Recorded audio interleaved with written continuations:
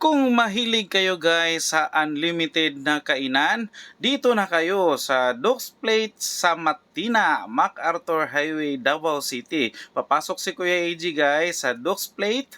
Ayan, bubuksan na natin ang pintuan and tayo'y papasok na. Ngayon guys, diretso tayo doon sa kanilang buffet. Pero bago yan, daanan muna natin ang kanilang special section, ang kanilang minatamis at saka mga pika-pika section na kumpleto ang laman. Nako, magugulahan ka kung ano ang o alin ang una mong kakainin dyan dahil ang daming choices, may kinilaw, super sarap ang kanilang kinilaw guys. Ngayon lang ako nakatikim ng super sarap na kinilaw dito sa Duke's Plate and diretso na tayo guys doon sa buffet area.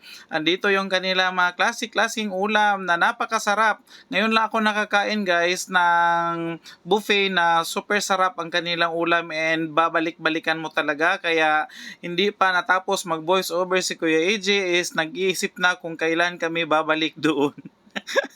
Pero bago yan guys, shout out sa ating sponsor, si Mayura Milan Italy, ang may pa-sponsor po nitong pa-buffet sa Duke's Plate sa Matina. Kung kayo guys is nahihilig talaga, sabi nga ni Kuya AJ, sa mga buffet and only na kainan, dito kayo guys sa may MacArthur Highway, harap lang ng Toyota Davao po along MacArthur Highway. Andito po situated.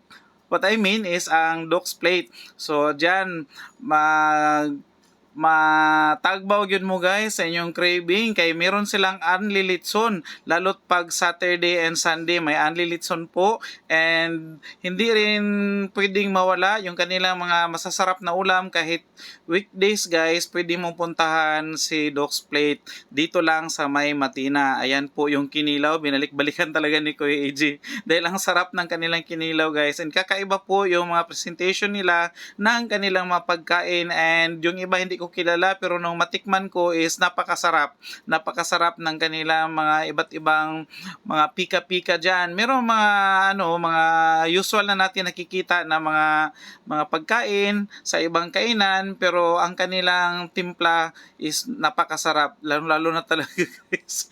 Creamy po and parang may ang kanilang ilang kanilang kinilaw. And yan, madaming tao guys, siksikan po. At saka kung gusto nyo kumain dito, maaga pa guys, alas 4 pa dapat nakapila na kayo dahil 4:30 po mag-uumpisa yung kanilang kainan, pero bago yan is nakapila, mahaba po ang pila doon sa labas bago siya mag-open dahil marami po talagang gustong kumain dito sa Duke's Plate. Kaya uulitin ni Kuya AG guys, shout out sa ating pa-sponsor, si Mayura Milan Italy, ang aking napakabait at napaka-supportive na sister. Ayan po, kaya nakakain si Kuya AG dyan.